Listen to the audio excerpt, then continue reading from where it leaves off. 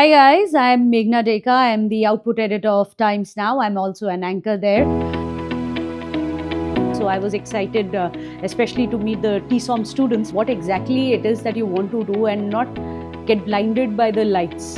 So it all comes down to how you are writing it, how you are producing it. That's how important a producer is. That's how important an editor is. Ma'am, I'm Anushka Dwivedi and I'm currently pursuing BAJMC. I'm in my final year and we are very delighted to have you here today. So, how was your experience with Times School of Media at Bennett University? It was excellent to interact with the students, and I think that's where the entire evolution process is going to begin. The more we interact with the younger minds, realize what it is that they are thinking, what are the things on their minds, what are the kind of things which excite them. That's the only way that we as an industry will also be evolving.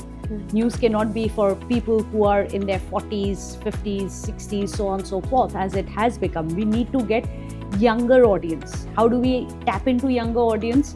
To interact, for people like me, to interact with the younger audience, to know what they want, and also to have young blood coming in. So I was excited, especially to meet the TSOM students, because I believe some of you guys may be in my team sometime in future, and I look forward to that. So it'll be good to tap in and figure out who's going to be headed our way.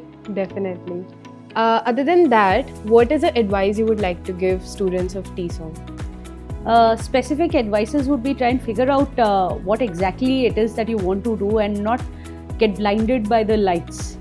The lights are very bright in TV studios, but that's not the only thing. As I was telling during your session as well, it's important that we realize that everyone doesn't need to become an anchor. I had the output desk.